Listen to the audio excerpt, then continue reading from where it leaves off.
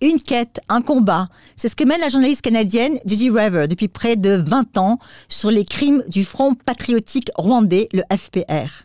Car ce qui guide cette enquêtrice hors pair, selon l'hebdomadaire Marianne, qui lui a rendu hommage à l'occasion de la sortie en France le 17 septembre de son livre « Rwanda, l'éloge du sang », c'est de décrypter le génocide au Rwanda dans toute sa complexité, même quand celle-ci dérange.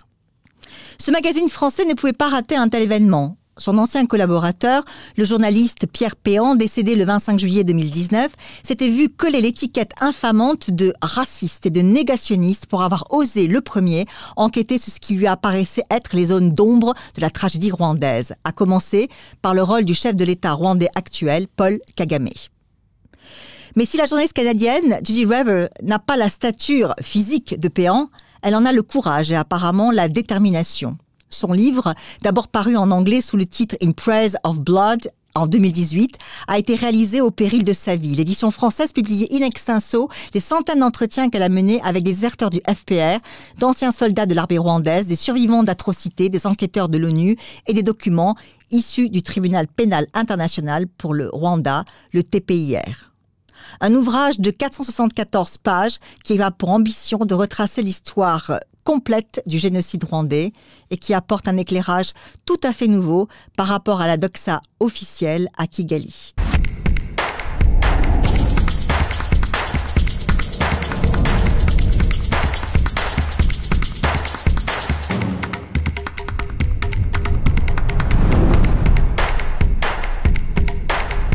Judy Rever, bonjour. Bonjour. Alors, merci d'avoir accepté notre invitation et vraiment très heureuse de pouvoir saluer votre remarquable travail d'investigation ainsi que votre persévérance. Je montre votre livre. Voilà. Donc, après le tollé qu'avaient provoqué vos articles publiés en une du Globe and Mail, ainsi que la sortie de l'édition anglaise de votre livre, est-ce que vous redoutiez sa parution en français et je rappelle que vous avez été menacé de mort au Canada pour vos enquêtes sur le Front patriotique rwandais, le FPR. Non, je n'ai pas peur. Mon livre en anglais, In Praise of Blood, est sorti en 2018. Et ça faisait 20 ans que je travaillais sur ce dossier et j'avais eu beaucoup plus de menaces quand je travaillais dans l'ombre. En fait, le FPR, le Front patriotique rwandais sous Kagame, est toujours plus efficace à intimider, harceler et cibler les gens qui restent silencieux. Alors, à partir de 2015, j'ai publiquement annoncé que j'étais victime de menaces contre moi et ma famille. Alors, depuis, ma situation de sécurité s'est améliorée. Vous avez un garde du corps? Pas maintenant, non. Mais à un moment donné, vous avez à un moment donné, j'ai eu beaucoup de menaces au Canada, mais surtout quand je voyageais en Europe. En 2014, à Bruxelles, quand je suis allée pour des interviews en Belgique, on m'a fourni, l'État m'a fourni une équipe de sécurité, de garde-corps et de voitures blindées pour faire mon travail parce que l'ambassade rwandaise à Bruxelles constituait, d'après la Belgique, d'après les renseignements, constituait une menace contre ma vie. Mais rien de tel avec l'ambassade du Rwanda en France? Pas pour l'instant, pas d'après ce que j'ai entendu. D'accord. Bon, espérons que votre notoriété maintenant vous protégera. Merci. Alors, prenons les questions d'actualité. Justement, il y a l'incarcération de Paul Rusesabagina, l'ancien patron de l'hôtel des Mille Collines, le fameux hôtel des Mille Collines, qui, je le rappelle, avait sauvé plus de 1200 personnes abritées dans son hôtel pendant le génocide des Tutsis de 1914 au Rwanda.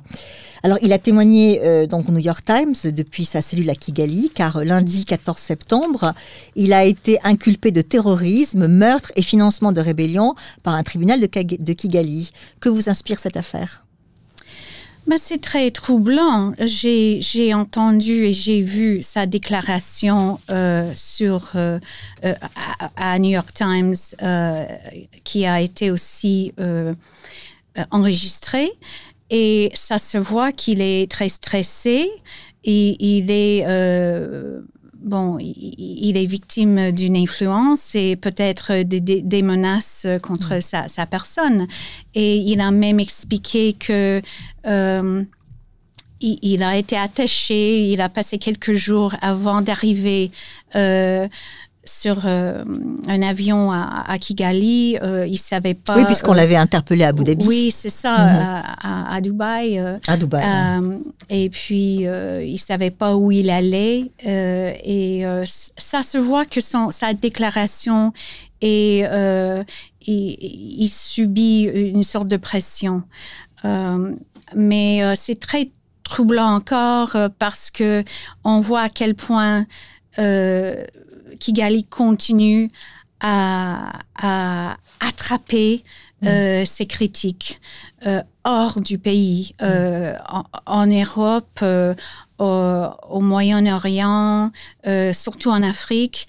Et encore une fois, ça s'inscrit on voit l'énorme capacité des autorités rwandaises de cibler leurs ennemis politiques. Alors, auparavant, il y a eu aussi en août l'ouverture d'une enquête judiciaire en France, cette fois-ci, à l'encontre d'Aloïs Nitivira Gabo, l'ancien chef des renseignements militaires au Rwanda, retrouvé par Mediapart, cette fois-ci, près d'Orléans. Que vous inspire cette enquête pour crimes contre l'humanité ouverte par le parquet français ? Surtout après le précédent de Félicien Kabuga, qui a été finalement relaxé à l'issue d'un véritable marathon judiciaire en France. Bon, d'accord. Pour l'enquête que j'ai lue dans Mediapart, c'était assez surprenant. Bon, déjà, les journalistes qui publient les dossiers rwandais dans Mediapart ont déjà un parti pris. Mais, et ils ne sont pas les seuls, je crois. Non, ils ne sont pas les seuls en France, c'est sûr. Mais cette fois-ci, c'était assez étonnant parce que le journaliste a décrit cet ancien chef du renseignement rwandais avant 1994 comme quelqu'un qui cachait son identité et sa vie ici en France. Et au contraire, il n'a jamais caché. En fait, cette personne a contribué ou a coopéré avec le dossier judiciaire en France qui enquêtait sur l'attentat contre l'avion et le meurtre de Habyarimana. C'est quelqu'un qui donnait des preuves importantes à l'avocat de la défense, avocat des parties civiles, pardon, Philippe Mailhac. Alors, c'est quelqu'un, évidemment, qui était visé par Kigali, et qui était un témoin, si vous voulez, un témoin dangereux dans cette enquête. Et ensuite, par hasard, on voit cette enquête qui sort dans Mediapart et qui est pleine d'accusations non fondées, à mon avis. Et le parquet ouvre une enquête. Oui, c'est ça. Pour crime contre l'humanité. C'est assez surprenant comme décision judiciaire. Mais on va voir qu'est-ce que ça donne. Mais c'est quelqu'un qui a toujours... qui était critique ouverte de Kigali et n'a jamais caché où il vivait. Alors, quand j'ai lu cette enquête, j'ai trouvé c'était scandaleux, à mon avis. Oui, et l'acharnement judiciaire français contre Félicien Kabuga, 20 ans de procédure. 20 ans, oui. Depuis 20 ans, Kigali essaie de contrôler les business et avoir accès sur les comptes bancaires de cette famille, de la famille de Kabuga, Félicien Kabuga. Et ils ont réussi quand même à confisquer des biens, les propriétés et les compagnies de Félicien Kabuga au Rwanda, bien sûr, mais ils n'arrivaient pas à accéder ou à saisir les comptes et des biens hors du pays. Et ça, c'était véritablement un obstacle et un intérêt pour Kigali. Alors, d'après ce que je comprends, la famille veut que leur père soit jugé en France et non pas au TPIR, au Tribunal pénal international pour le Rwanda, parce qu'ils trouvent, on juge que les procès à Arusha, à Tanzanie, où se trouve le tribunal, n'est pas équitable. D'accord. Alors, revenons à votre livre. Je le montre à nouveau parce que c'est un beau pavé. Pour le régime rwandais, toute personne qui défend une thèse contraire à la thèse officielle, vous y faisiez allusion, c'est-à-dire celle d'un génocide organisé par l'ancien régime, est automatiquement accusée d'être négationniste. Ça a été votre cas. Ne craignez-vous donc pas en conséquence d'être traîné en justice par le régime rwandais ? Non, j'ai pas de crainte là-dessus. Surtout d'abord, je nie pas le génocide contre les Tutsis. Je le cite. Donc, vous n'êtes pas négationniste. Je ne suis pas négationniste. Je ne nierai jamais le génocide. Au contraire, je dis à haute voix qu'il faut enquêter davantage sur le déroulement du génocide contre les Tutsis et aussi le rôle du FPR dans ce génocide des Tutsis. Mais je le dis clairement, à plusieurs reprises, le rôle des acteurs Hutus local et d'État dans le génocide contre les Tutsis dans mon livre.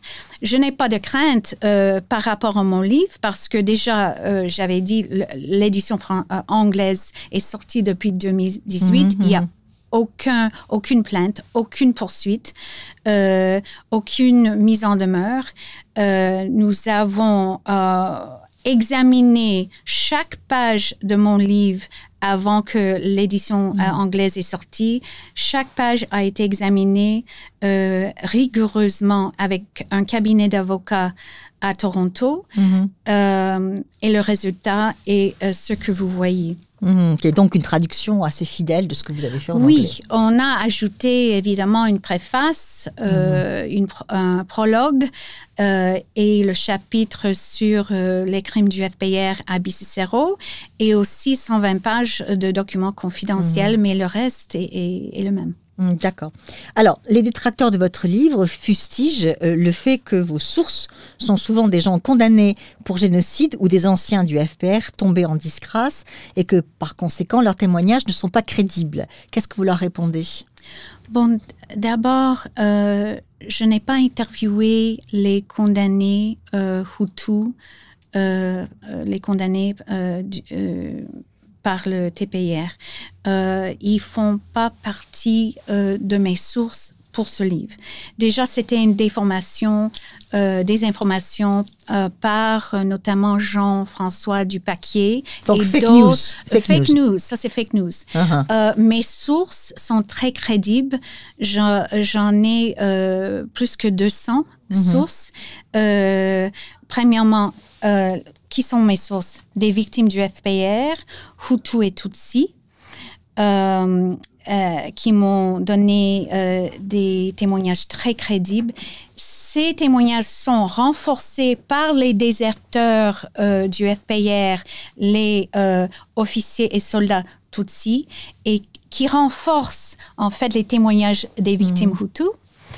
Et qui m'ont expliqué la nature, vraiment la dynamique de la violence du FPR durant le génocide. Qui a été le déclic? Est-ce qu'il y a parmi ces gens un témoignage qui vous a tellement arraché le cœur que vous avez dit j'y vais, je fonce? Bon, ça dépend de quelle période. Quand j'ai été au Congo, c'est des témoignages des victimes qui ont survécu les massacres à Bandaka et à Kisangani. J'en ai plusieurs. Mais et au Rwanda? Au Rwanda, un jeune, je me souviens, c'était accablant, très perturbant,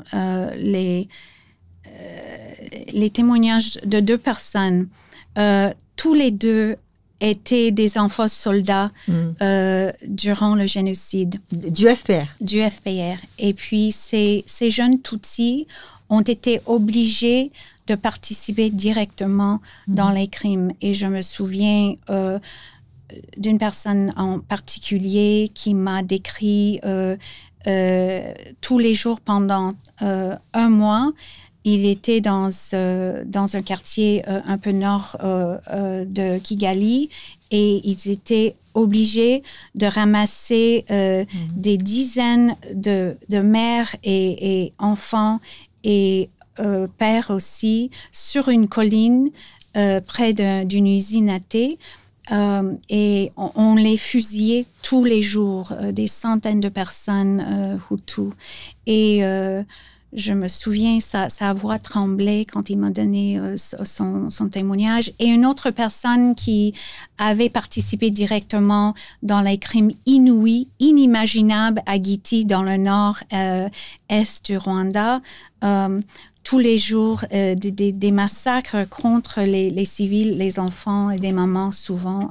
Donc là, ce sont des Tutsis qui tirent sur des Hutus. Oui, exactement. Oui, donc voilà. Alors justement, c'était ma prochaine question. Sans déflorer votre livre, vous affirmez par exemple que les milices Hutus étaient infiltrées par le FPR de Paul Kagame, donc qui était bien à l'époque donc du génocide des Tutsis en 1994, le chef de guerre du FPR. Comment est-ce que c'est possible ? Bon, l'infiltration des rangs de l'ennemi était une tactique qui était utilisée par les fondateurs du FPR quand ils ont fait la guerre de la rébellion en Ouganda. Déjà, c'était une tactique de guerre, l'infiltration de l'ennemi dans les rangs. Mais ils ont perfectionné cette tactique au Rwanda, dans le Nord, avant le génocide. Ils ont préparé et ils ont entraîné des commandos qui étaient entraînés pour faire cette sale guerre. Alors, ils ont utilisé des Tutsis qui étaient de morphologie, en fait, des Rwandais ont tous des traits physiques en commun. Hein, c'est pas. Alors, ils ont entraîné des commandos qui ont ensuite infiltré dans toutes les milices Hutus au Rwanda. Avant le génocide, ils étaient prêts, ils étaient stationnés dans toutes les préfectures du pays à partir de janvier. Janvier 94. Janvier 94, prêts à boucher et à commencer leurs opérations après l'attentat contre l'avion. Ce qu'on avait vu à Kigali, on avait vu des commandos du FPR qui participaient directement aux barrières, aux barrages de Kigali et qui tuaient des Tutsis. À côté des miliciens de l'Interahamwe, par exemple. L'Interahamwe, c'était une milice qui était vraiment active à Kigali. Mais d'autres miliciens étaient partout au Rwanda, pas forcément Interahamwe, mais les commandos du FPR ont œuvré à tuer des Tutsis partout. Oui, et dans un des chapitres, je montre comment ils ont effectué les opérations à Bisesero dans la préfecture de Kibuye. Oui, donc d'où la difficulté aussi de distinguer qui est qui et qui a fait quoi, j'imagine. Oui, porter les mêmes... Et donc, alors, on sait maintenant pour sûr qui a tué le président Hailemariam? Mais les preuves sont très convaincantes et solides que le FPR avait tué. Un avocat très haut placé du bureau du procureur du TPIR m'a dit qu'on savait à l'époque que le FPR, que Kagame a ordonné ses commandos de tuer Habyarimana. Les preuves étaient là.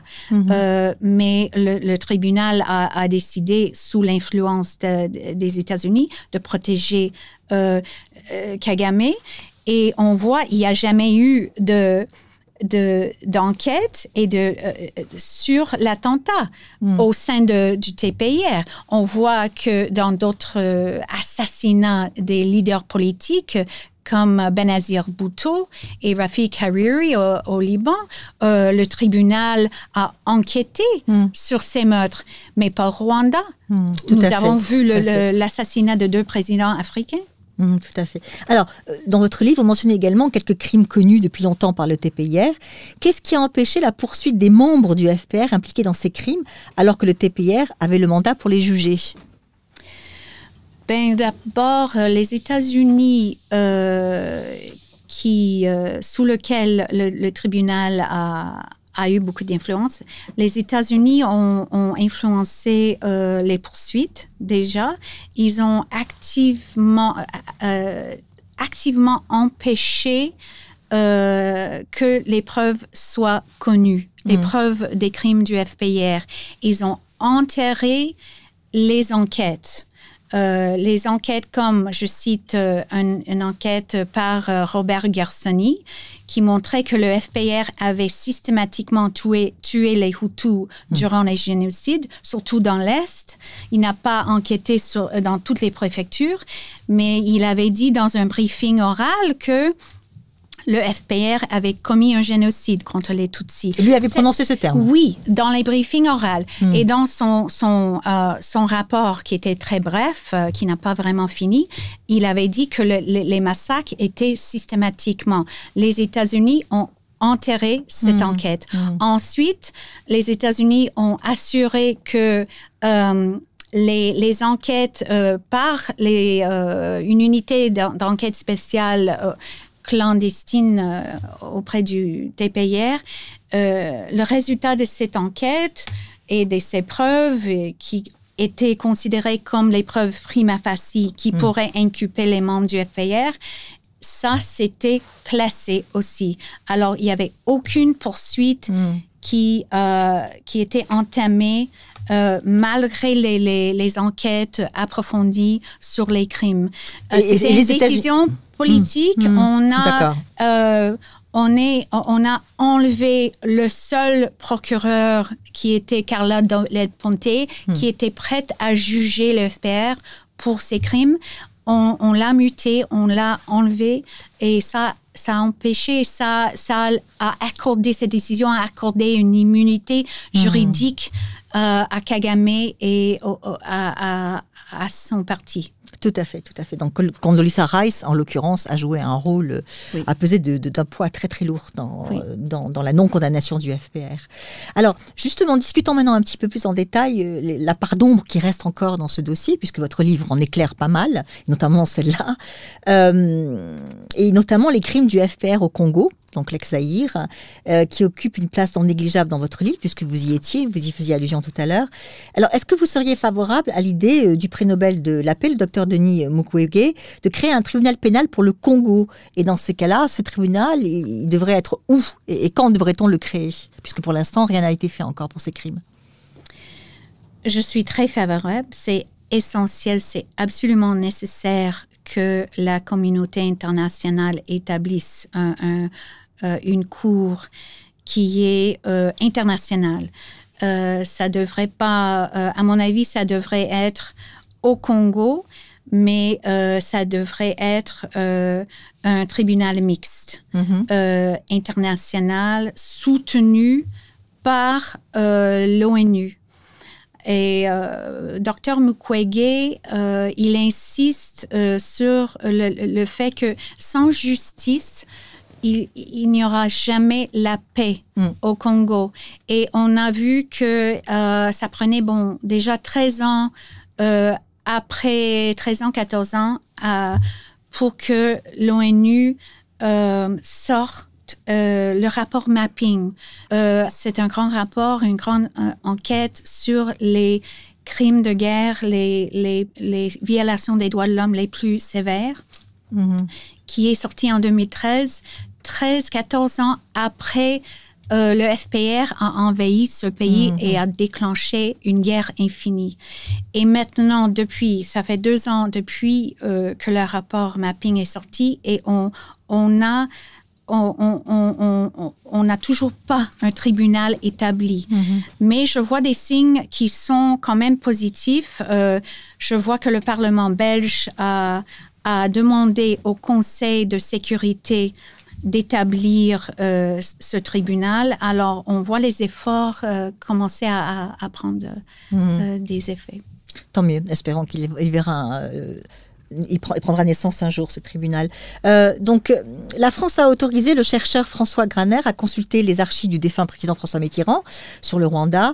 Vous-même, ainsi que Charles Onana, qui était à votre place il y a de cela quelques mois, avez eu accès aux archives des Nations Unies, qui sont les plus importantes. Qu'en est-il des archives de l'administration américaine, du gouvernement britannique, d'Israël, voire de l'Ouganda, ou encore du FPR? Y a-t-il encore beaucoup de fonds de documentaires inexplorés? Ah, bien sûr. Déjà, la majorité des archives françaises ont été déclassifiées. Hein. Et c'est Charles Onana. La majorité entre nous, entre les journalistes et les chercheurs, n'ont pas osé ou voulaient pas examiner ces archives. Charles Onana, lui, il a fait le boulot. De voir de près. Mais c'est très important que les archives américaines et... Vous y avez eu accès aux archives américaines ou seulement celles des Nations Unies? Moi, j'ai l'accès aux archives, aux documents confidentiels de l'ONU. Surtout des preuves, des témoignages qui sont considérés comme disculpatoires des procès. Et des documents confidentiels qui étaient faits par l'unité des enquêtes spéciales. Mais non, je considère que les archives qui étaient confidentielles à Washington, ça devrait être déclassifié d'abord, et aussi au Canada, en Angleterre et en Israël. Alors pourquoi c'est si important, les archives d'Israël? Parce que la relation entre le Rwanda et l'Israël est très, très étroite, déjà. Et on le sait depuis longtemps. Les liens sont très solides. Et Israël a joué un rôle à côté des États-Unis pendant longtemps au Rwanda dans la géopolitique.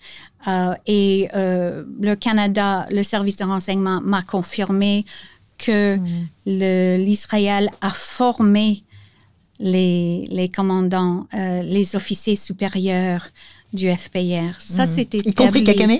Je pensais qu'il avait été formé en Ouganda. Lui, il était formé en Ouganda principalement, mais aux États-Unis. Exact. Au moment du déclenchement de la guerre d'invasion, il était aux États-Unis en formation militaire. Mais c'est confirmé que d'autres officiers du FPR, de l'armée patriotique rwandaise, ont été formés en Israël. Et il faut comprendre cette complexité, les liens entre les pays. Et en ce qui concerne les archives de l'Ouganda, voire celles du FPR, bien sûr, ça, on aura le fin mot, mais celles de l'Ouganda, elles sont aussi importantes. Elles sont capitales pour comprendre le lien, surtout l'appui militaire, politique et économique de Washington qui était indirect au FPR, parce qu'il faut savoir, à la fin des années 80, début des années 90, Washington a commencé à fournir des milliards de dollars d'appui militaire et économique à l'Ouganda. Et l'Ouganda, c'est l'allié principal du FPR de Kagame. Alors, cet appui militaire, surtout, a été essentiel et pour l'invasion du FPR du Rwanda en 90. Alors, c'est avec cet appui militaire que Kagame et ses troupes ont pu mener leur campagne de terre brûlée, si vous voulez, qui a créé le contexte pour le génocide. Et l'Ouganda servait de base arrière ou l'Ouganda voulait se débarrasser justement du FPR? Ah, les deux. Les deux, oui, servaient de base militaire, comme vous dites, mais aussi voulaient débarrasser des officiers Tutsis dans leur armée, parce que ça posait un problème. Et ils voulaient débarrasser aussi des réfugiés Tutsis qui étaient pendant des années, des décennies en exil en Ouganda dans les camps. Donc quand ils les envoyaient au Rwanda, c'était un voyage sans retour pour les Ougandais. Exact. D'accord. Je comprends aussi la détermination des officiers Tutsis, du coup. Alors, il y a quand même un grand paradoxe dans toute cette affaire, c'est qu'aujourd'hui, le président Paul Kagame, le président du Rwanda, est la figure africaine la plus reconnue sur la scène internationale et la plus appréciée. Non seulement par les Rwandais, selon les sondages, sauf évidemment les opposants qu'il tue, mais aussi par le reste des Africains. Comment expliquez-vous ce paradoxe ? Bon, Paul Kagame tire sa légitimité en grande partie par son rôle dans le génocide, le récit officiel.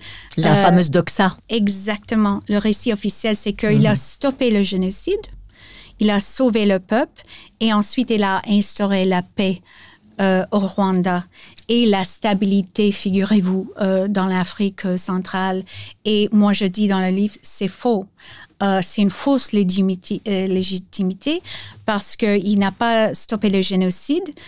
Il a déclenché le génocide en tuant le président Hutu.